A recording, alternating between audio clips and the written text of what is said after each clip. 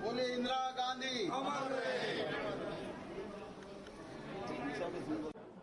श्रद्धांजलि के साथ साथ हम सभी को उनकी प्रेरणा से अवगत कराएं और आशीर्वचन दें।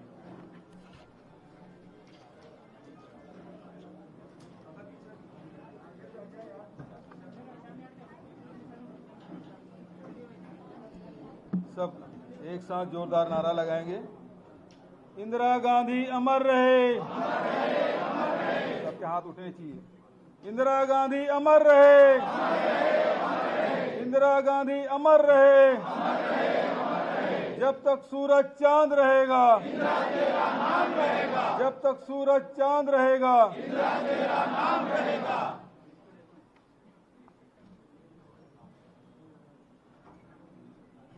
देश के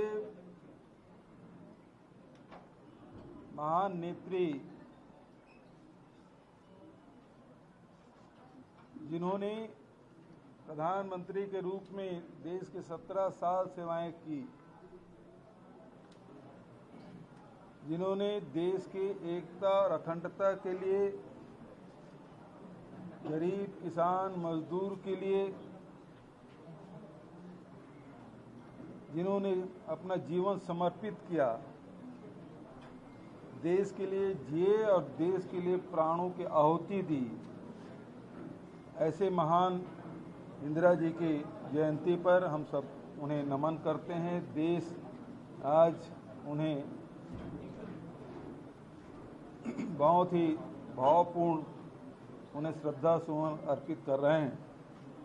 इस कार्यक्रम में उपस्थित प्रदेश कांग्रेस कमेटी के सम्मानित अध्यक्ष भाई मोहन मरकाम जी, हमारे वरिष्ठ मंत्री आदरणीय डॉक्टर प्रेम साय सिंह जी, आदरणीय ताम्रध्वज साहू जी, आदरणीय सी डहरिया जी, अमरजीत जी, आदरणीय जय सिंह अग्रवाल जी, आदरणीय छाया वर्मा जी, आदरणीय किरणमयी नायक जी, आदरणीय गुरमुख सिंह होरा जी, आदरणीय कुलदीप जुनेजा जी, सुभाष दुप्पड़ जी, राजेंद्र तिवारी जी, रमेश ओरानी जी, शैलेश नितिन त्रिवेदी जी, आरपी सिंह जी, और पीछे घूमो,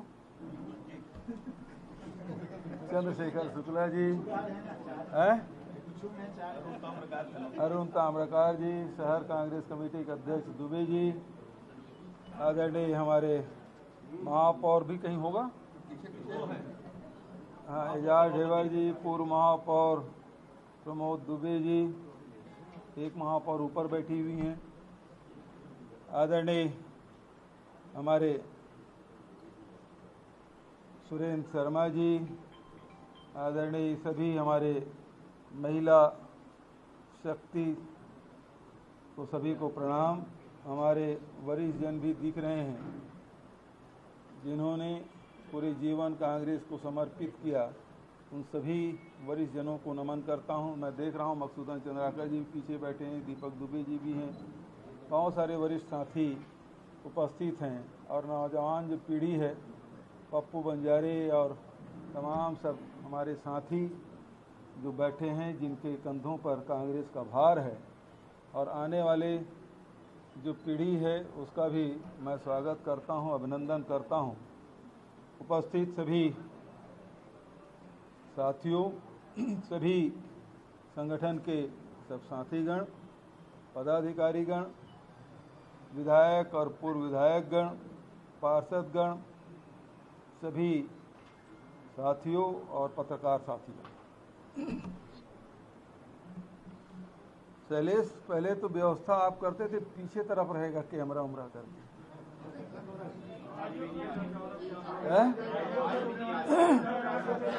थोड़ा आवाज मेरे दबाने की कोशिश हो रही है, बता रहे हैं, थोड़ा सा बढ़ाओ भाई,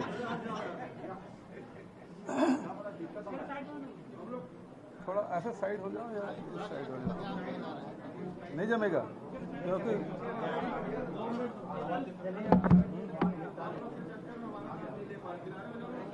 प्रमोद भैया का चेहरा नहीं दिखाई दे रहा था, गिरलानी भी दिख नहीं रहा था, भोले का भी नहीं, भोले भंडारी भी नहीं दिख रहा था, चाचा जी भी नहीं दिख रहा, प्रकाश भैया हमारे राजनांदगांव से आए, उनका भी चेहरा नहीं दिखाई दे रहा था, मैं संबोधित भी नहीं कर पाया।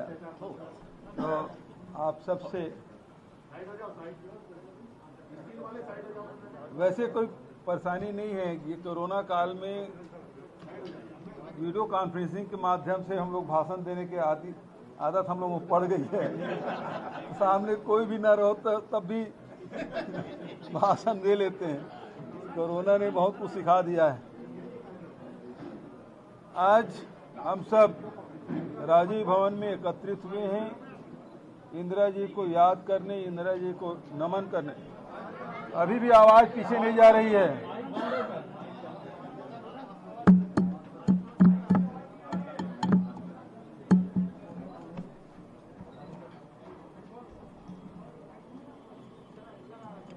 हेलो हेलो हेलो सोना,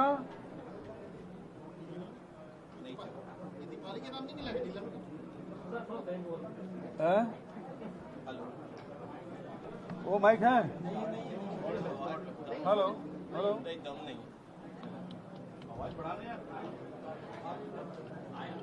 hello hello hello hello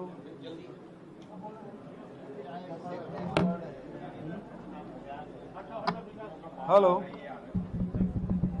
hello hello hello hello hello सोना नहीं जम रहा, सोहन से कुछ हो सकता है। देखो हो गया, अब आई आवाज। एक बार जोरदार फिर से नारा लगा देते हैं। इंदिरा गांधी अमर रहे, अमर रहे, अमर रहे। जब तक सूरज चांद रहेगा, इंदिरा तेरा नाम रहेगा।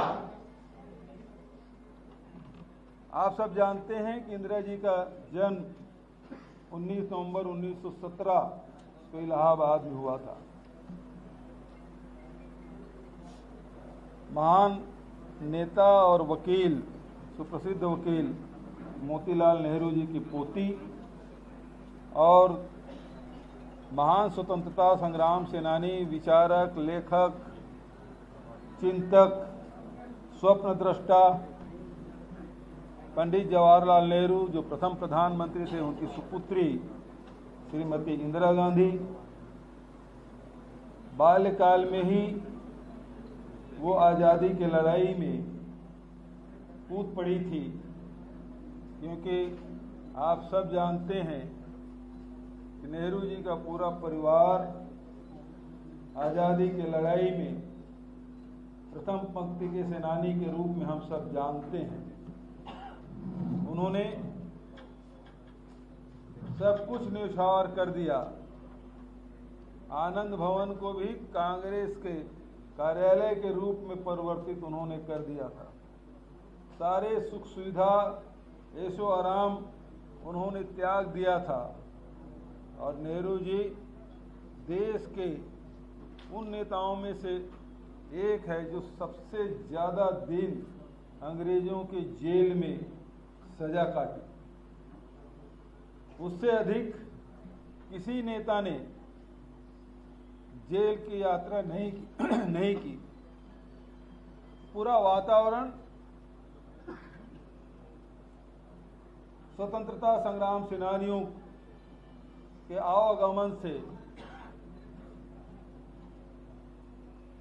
राजनीतिक वातावरण और क्रांतिकारियों के विचारों से ओत-प्रोत बाल्यकाल से इंदिरा जी रही हैं। उन्होंने 1930 में बानर सेना का गठन किया था, जो आज़ादी के लड़ाई में जो सेनानी काम कर रहे थे उनके बीच में गुप्तचर के रूप में काम करती थी। सूचना आदान प्रदान करने का काम ये बानर सेना करती रही। 42 के आंदोलन में उन्होंने जेल की यात्रा भी की। ऐसे महान नेता जिनके बारे में विपक्ष के लोग ये कहते थे ये गूंगी गुड़िया है। गूंगी गुड़िया के नाम से दुष्प्रचारित किया गया। आज इतिहास दोहरा रहा है। आज भी विपक्ष को सबसे ज्यादा डर किसी से है तो वो गांधी नेहरू परिवार से है। और इसलिए चाहे वो सोनिया जी हो चाहे राहुल जी हो, उसको दुष्प्रचारित करने में कोई कसर नहीं छोड़ते। लेकिन इंदिरा जी ने जिस प्रकार से प्रधानमंत्री का पद संभाला, शास्त्री जी के जाने से असामयिक निधन के बाद, उसके बाद जो उन्होंने क्रांतिकारी कदम उठाए, पूरे देश का, पूरी दुनिया उसको देखती रही। प्रीवी पर्स उन्होंने खत्म किया। ये जो बैंक है वो बड़े बड़े लोगों के उपयोग में आते थे। कोई गरीब आदमी, किसान, मजदूर, अनुसूचित जाति जनजाति के लोग नहीं जा पाते थे। इंदिरा जी ने बैंकों का राष्ट्रीयकरण किया। आज पूरे देश में बैंकों का जो विस्तार हुआ है वो इंदिरा जी के कारण से हुआ है। और आज स्थिति क्या है? बैंक एक एक करके दिवालिया होते जा रहे हैं, लोगों के पैसे डूबते जा रहे हैं और बैंक बंद होते जा रहे हैं।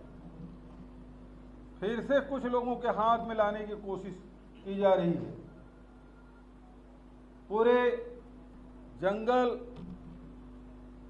का राष्ट्रीयकरण उन्होंने किया।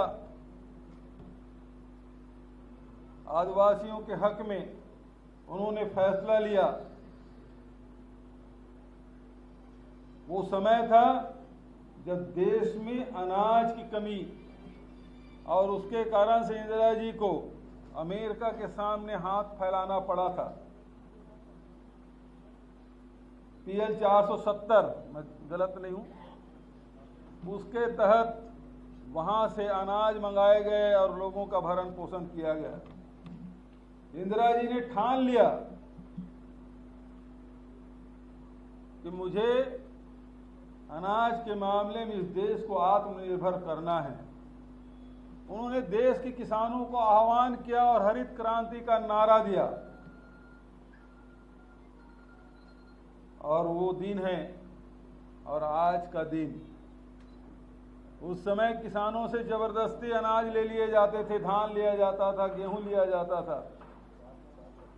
आज किसानों ने इंदिरा जी के बात पे इतना अनाज का उत्पादन किया कि एनडीए सरकार के गोडाउन में रखने की जगह नहीं। 3 साल भी अकाल पड़ जाए तो पर भी यहाँ के हिंदुस्तान के लोगों के लिए अनाज पर्याप्त है। वो व्यवस्था करके इंदिरा जी गई हैं ताकि उनके आने वाले पीढ़ी अनाज के लिए किसी भी व्यक्ति के भूख से मौत न हो। ये दूरदृष्टि इंदिरा जी की रही है। इंदिरा जी ने नेहरू जी के वो काम आगे बढ़ाए जिसमें सार्वजनिक उपक्रम के निर्माण हुए, उसको मजबूती देने का काम उन्होंने किया। चाहे वो भिलाई स्टील प्लांट हो, चाहे जितने भी हमारे नवरत्न हैं, उसको बढ़ावा देने का काम उन्होंने किया।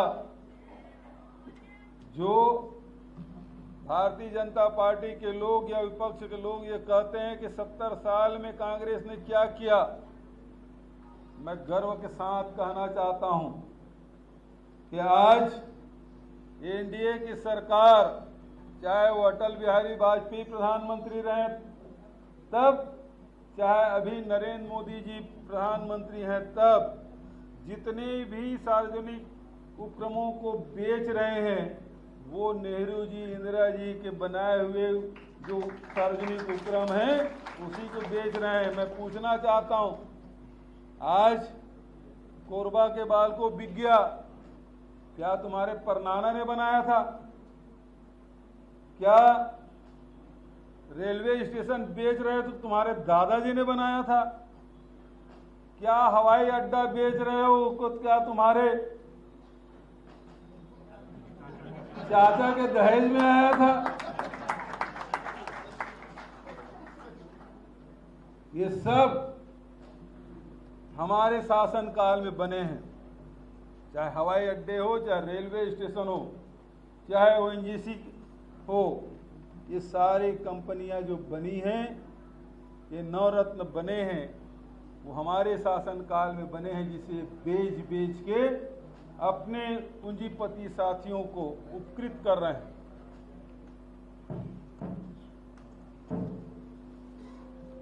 आज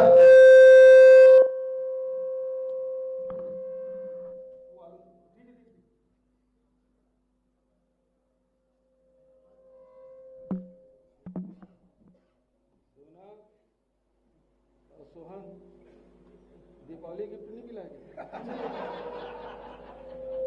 मोहन ने नहीं दिया? दिया है तो फिर गड़बड़ क्यों कर रहा है? नहीं ठीक, नहीं ठीक।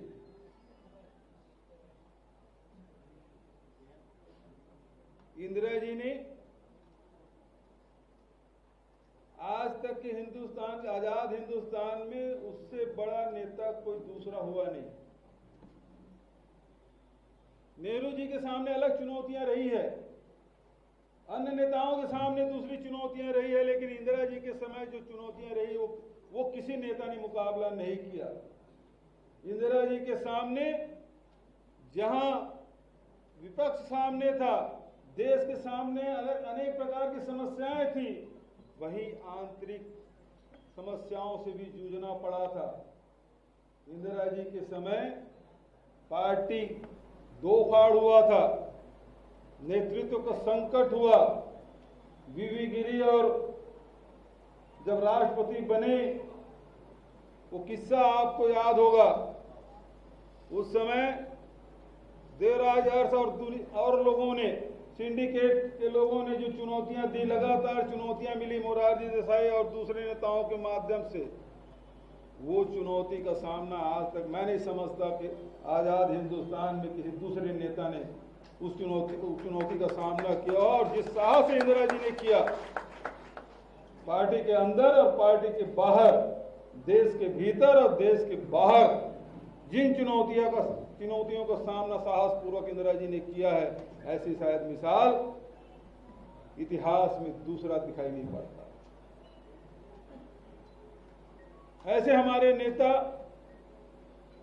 इंदिरा जी रही हैं। इंदिरा जी को आदिवासियों से बहुत लगाव था, प्रेम था, और वो कहती भी थी, मैं पिछले जन्म में शायद आदिवासी परिवार में ही जन्मी रही हूं। इतना उनको लगाव। आदिवासियों के साथ नृत्य करते हुए जो फोटो आपको दिखाई देता है, वो इसी बस्तर का है, जो आदिवासी लड़कियों के साथ इंदिरा जी कंधे से कंधे मिला के नृत्य कर रही है।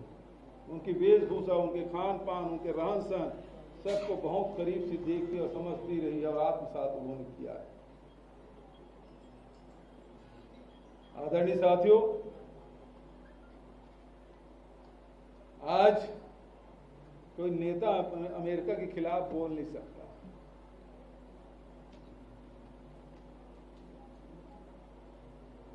वो झुकने के लिए बोलते हैं, फिर लेट जाते हैं।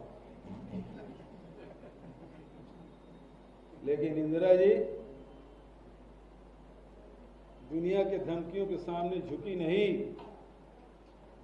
और शांति सेना उन्होंने बांग्लादेश में उन्होंने भेजा, और आज तक के इतिहास में आप देखें तो अलेक्जेंडर और उस समय के बाद समर्पण सबसे ज्यादा सेना, विश्व के इतिहास में सबसे ज्यादा सेना ने समर्पण किया है, तो इंदिरा जी के सामने किया। 90,000 पाकिस्तानी सैनिकों ने आत्मसमर्पण किया। ऐसे उदाहरण शायद हिंदुस्तान में दूसरा।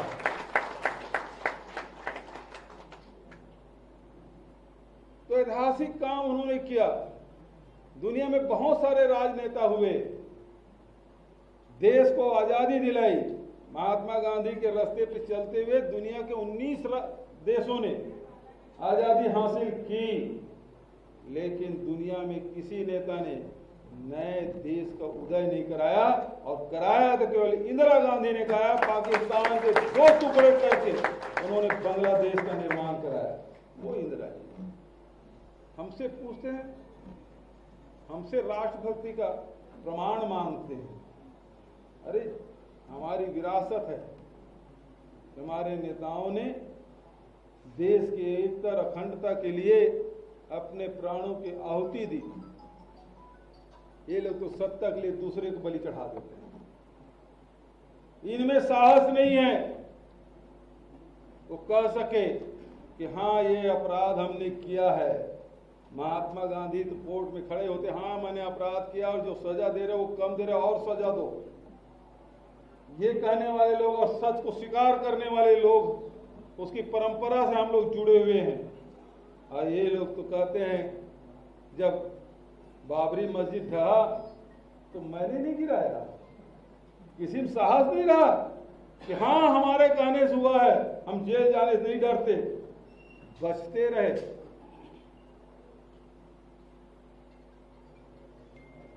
लेकिन हमारे नेता बढ़ के उन्होंने साहस दिखाया। तो आज ऐसे महान नेता की जयंती के अवसर पर मैं ये कहना चाहूंगा कि हम सब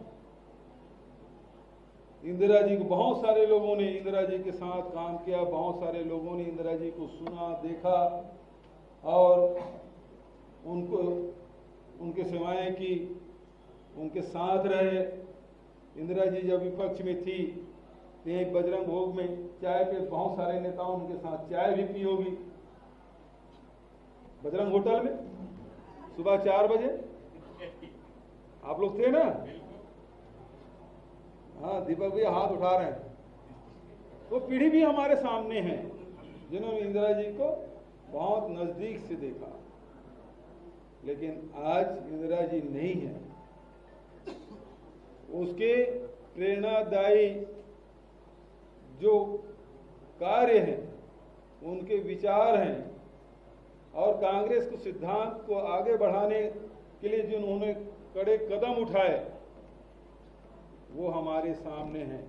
विपरीत परिस्थिति में भी इंदिरा जी विचलित नहीं होती थी, चाहे कितना भी संकट आए, वो 1 इंच भी अपने इरादे से हटती नहीं थी। इसीलिए उन्होंने कहा दूरदृष्टि, पक्का इरादा, नेक नियत, क्या कड़ा अनुशासन, एक ही जादू, कड़ी मेहनत, दूरदृष्टि और पक्का इरादा।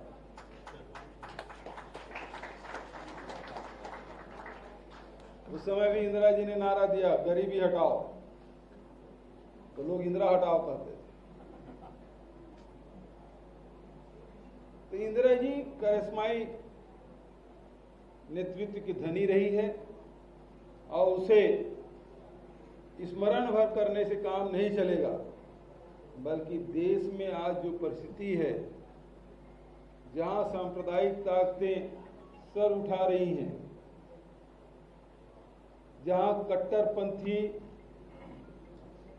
लगातार हमला कर रहे हैं, ऐसे समय में हम जो लोग हैं, कांग्रेस के लोग, उसे सीना तान के खड़े होने होंगे और जिन आदर्श और मूल्यों के लिए हमारे नेताओं ने अपने प्राणों की आहुति दी, उस रास्ते पे चलते हुए फिर से देश में वो वातावरण बनाए जिसमें किसान खुशहाल हो, मजदूर खुशहाल हो, बेरोजगारों को रोजगार मिले, महिलाओं को सम्मान हो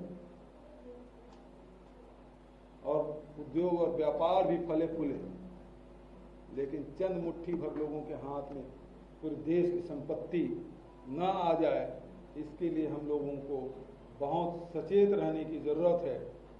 छत्तीसगढ़ में तो कांग्रेस जनों ने जो काम किया है उसकी मिसाल पूरे हिंदुस्तान में दी जाती है।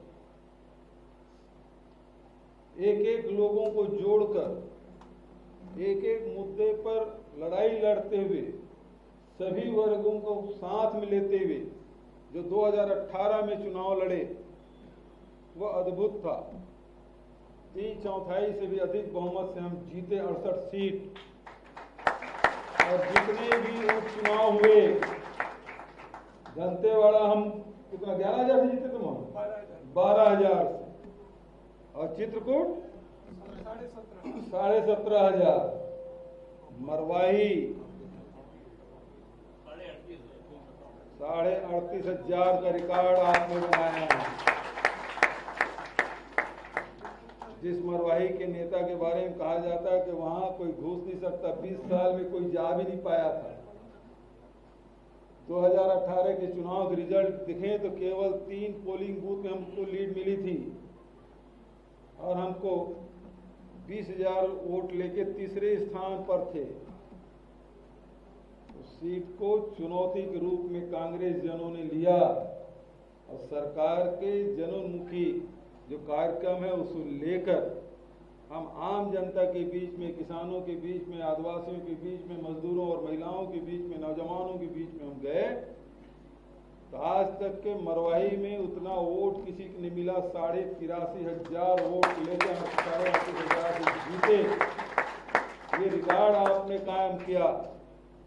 भाई जय सिंह अग्रवाल जी को हमने जिम्मेदारी दी थी, अटल श्रीवास्तव ने जिम्मेदारी दी थी, बाद में मोहन मरकाम खुद कमान संभाल लेते, गिरीश देवांगन और तमाम सब साथी सब लोग गए थे। महिला कांग्रेस के जितने भी छाया है और भी लोग हैं सब लोग गए थे वहां। और जो सोच रहे थे कि शायद जीत पाए, बड़ी कठिन चुनौती है। कुछ लोग बता रहे थे कि 70,000 74,000 वोट जोगी की मिला था, वो किधर जाएगा, जीतेंगे कि नहीं जीतेंगे, वो जिधर जाएगा उधर जीत होगी। लेकिन आप सबके दृढ़ इच्छा शक्ति के चलते, मजबूत इरादे के चलते हमको ये किला फतह करना है, इस भावना से लेकर चले। और महान मरवाही की जनता को मैं धन्यवाद देना चाहता हूं कि जिन्होंने कांग्रेस पर विश्वास व्यक्त किया है। अर्चना पोटे भी आई हैं और उसकी माता जी हेमंत पोटे भी उपस्थित हैं, उधर बैठी हैं। उन्होंने सही समय में कांग्रेस का हाथ थामा, मैं उन्हें भी बधाई देता हूं। और जिन पोलिंग बूथों में कभी कांग्रेस नहीं जीतती थी वहां हमारे साथियों ने मेहनत करके जिता के लाया, इसलिए विशेष रूप से बधाई। यही रास्ता इंदिरा जी का रास्ता है। नगरीय निकाय चुनाव हम जीते, जिला पंचायत चुनाव हम जीते और काम भी उसी प्रकार से लोगों तक पैसा पहुंचाना, लोगों को सशक्त बनाना आर्थिक रूप से, चाहे वो महिला हो, चाहे नौजवान हो, चाहे किसान हो, चाहे आदिवासी हो, सबको कैसे आर्थिक रूप से मजबूत करें, सबको काम कैसे दें, ये काम इन 2 वर्षों में कांग्रेस की सरकार ने कर दिखाया है। ऋण माफी से लेके 2500 रुपया कुंटल, उसमें भी बाधा आई तो 10,000 रुपये प्रति एकड़ के हिसाब से राजीव गांधी किसान न्याय योजना, कोरोना काल में भी आदिवासियों द्वारा संग्रहित लघु अनुपज की खरीदी की व्यवस्था, तेंदुपत्ता खरीदी की व्यवस्था, आदिवासियों का अधिकार के प्रति हमेशा इंदिरा जी चिंतित रहती थी। फॉरेस्ट राइट एक्ट के तहत जो कार्रवाई छत्तीसगढ़ सरकार ने किया है वो देश में मिसाल है। सबसे ज्यादा फॉरेस्ट राइट एक्ट के तहत जमीन आवंटन का काम इस 2 वर्ष में हमने कर दिखाया है। ये इंदिरा जी का रास्ता। आज हम लोगों ने, अभी मुझे याद चंद्रशेखर और गिरीश याद दिला रहे थे, चिट फंड कंपनी वालों के लिए भी लड़ाई लड़े। ये जो मंडी एक्ट है ना इनका, और जो कॉन्ट्रैक्ट फार्मिंग, ये उसी प्रकार की है जैसे chit fund company. Chit fund company खोले, शुरू में बहुत अच्छा लगता था, बहुत जल्दी 2 गुना पैसा मिल जाता था, किस्त मिल जाते थे, समय पर मिल जाते थे, लोग बड़े खुश थे। सैकड़ों करोड़ रुपए छत्तीसगढ़ का लूट जमा करा के उसके बाद जो गायब हुए तो आज खोजना मुश्किल, लेकिन हमने कहा था कि आपका पैसा हम वापस कराएंगे, जिसकी शुरुआत राजनांदगांव से 8 करोड़ रुपया 16,000 हितग्राहियों के निवेशकों के पैसा वापस करके हमने दिखा दिया। ये हमारे इरादे हैं। हम सभी साथियों से कहना चाहेंगे जहां जहां इस प्रकार के प्रकरण हैं उसमें तेजी लाएं। हमने पुलिस प्रशासन को, जिला प्रशासन को निर्देशित किया हुआ है, आप लोग भी थोड़ा सा बढ़ के उसमें काम करें तो निश्चित रूप से उसके अधिकार को हम सुरक्षित रख पाएंगे। आज छत्तीसगढ़ में ये लोग तो केवल कभी देशभक्ति का नाम लेते हैं। अब देशभक्ति इससे बड़ा प्रमाण क्या मिलेगा कि हमारे नेताओं ने अपने प्राणों की आहुति दी, चाहे वो महात्मा गांधी हो, चाहे इंदिरा जी हो, चाहे राजीव जी हो। इससे बड़ा प्रमाण क्या मिलेगा जिसमें नंद कुमार पटेल, विद्याचरण शुक्ल, महेंद्र कर्मा जैसे नेताओं ने अपने प्राणों की आहुति दी, अपने सिद्धांतों से समझौता नहीं किया। इससे बड़ा दूसरा उदाहरण और क्या हो सकता है कि देश के लिए जिए और देश के लिए अपने प्राणों की आहुति दी। ऐसा उदाहरण विपक्ष में किसी में है तो बताएं। ये लोग तो माफी मांगने वाले हैं। अंग्रेजों के मुखबिरी करने वाले लोग हमें राष्ट्रवाद के आज नसीहत देते हैं। दुर्भाग्य, लेकिन हमारे साथियों को भी मुंहतोड़ जवाब देना चाहिए।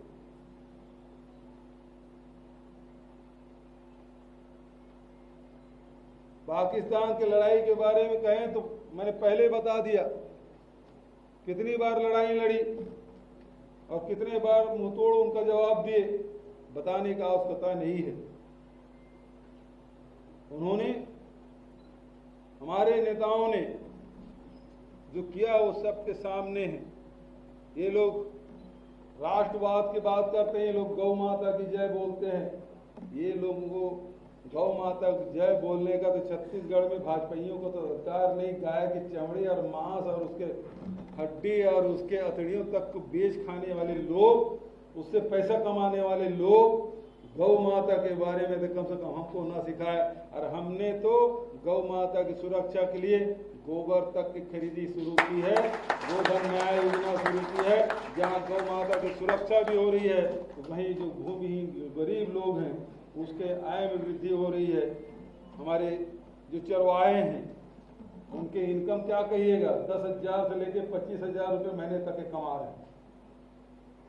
ये योजना,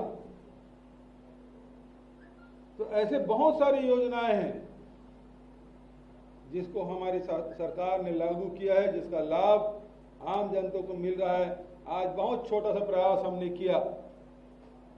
इसके पहले मैं कहूं कि सुगम सड़क मार्ग, स्कूल जाने के लिए, हॉस्पिटल जाने के लिए, मुख्य मार्ग जाने के लिए सड़कें नहीं होती थी, उसकी परेशानी होती थी गांव के लोगों को। हमारे साहू जी ने वो भी काम किया। और अभी डॉक्टर खूबचंद बघेल की जयंती के दिन हमने घोषणा की धरसा सड़क बनाने की, ताकि किसानों के भी खेत में जाने की कोई परेशानी ना हो। आज स्वास्थ्य की दिशा में जो हम काम कर रहे हैं, हाट बाजार क्लिनिक योजना, जिससे दूरस्थ अंचलों में रहने वाले, जो हमारे गांव में रहने वाले लोगों को भी स्वास्थ्य सेवाएं मिले। शहर में भी हमारे गरीब मजदूर लोग रहते हैं, श्रमिक लोग रहते हैं, सुबह से काम में निकल जाते हैं, शाम को आते हैं, तबीयत खराब हो जाती है तो वैसे ही सो जाते हैं। लेकिन अब मुख्यमंत्री शहरी स्लम योजना की शुरुआत हमने की। 30 बसें उससे संचालित हो रही है नगर निगम क्षेत्रों में। उसका लाभ हमारे गरीब लोगों को मिल रहा है। और आज एक छोटा सा और एक प्रयास, हालांकि व्यक्तित्व इंदिरा जी का बहुत बड़ा है, लेकिन आज छोटी सी प्रयास हमने की है कि दाई दीदी क्लिनिक योजना, वो 3 बस रायपुर, बिलासपुर और भिलाई, दुर्ग में वो संचालित अभी पायलट प्रोजेक्ट के रूप में किया जा रहा है। उसमें सारे जो स्टाफ है वो महिलाएं होंगी। और ये जो क्लिनिक है केवल महिलाओं के लिए है। जो महिलाएं मोहल्ले में जाएंगे और महिलाएं ही उसका लाभ ले पाएंगे। तो इसकी शुरुआत आज हमने की है। तो मैं आप सबसे यही कहना चाहता हूं कि आप लोग अभी हमारे नौजवानों के लिए जहां हमने शिक्षकों की भर्ती की, असिस्टेंट प्रोफेसर की भर्ती की प्रक्रिया चल रही है, वहीं वनांचल में आदिवासी क्षेत्र में खासकर बस्तर में भी नौजवानों को रोजगार मिले, इसे पुलिस भर्ती की प्रक्रिया हम शुरू करने जा रहे हैं। उसी प्रकार से हमारे पढ़े लिखे नौजवान जो पढ़े लिखे तैयार है, रोजगार नहीं मिल पा रहा है, तो हमारे जितने भी वर्क्स डिपार्टमेंट है उसमें इस श्रेणी का पंजीयन हम लोग कर रहे हैं और वो 50 लाख तक के ना 20 लाख बस्तर में 20 लाख 50 लाख तक के बस्तर में और 20 लाख तक के मैदानी हिस्से में वो ठेकेदारी सड़क बनाने का जो काम है उसमें मैनुअल टेंडर के माध्यम से केवल उसी ब्लॉक के लोगों को, नौजवान लोगों को वो अवसर मिलेगा ताकि वो लोग रोजगार प्राप्त कर सकें। इसका ज़्यादा से ज़्यादा लाभ हम अपने साथियों को दिला सकें, ये कोशिश हम सब की होनी चाहिए। इन्हीं शब्दों के साथ मैं इंदिरा जी को नमन करते हुए और आप सबको आह्वान करते हुए इंदिरा जी के बताए मार्ग में चलकर ही हिंदुस्तान की एकता और अखंडता को बचाए रखेंगे और आत्मनिर्भरता की दिशा में हम एक मजबूत कदम उठाएंगे। इन्हीं शब्दों के साथ पुनः इंदिरा जी को नमन करते हुए अपने वाणी को विराम देता हूँ। धन्यवाद। जय हिंद, जय छत्तीसगढ़।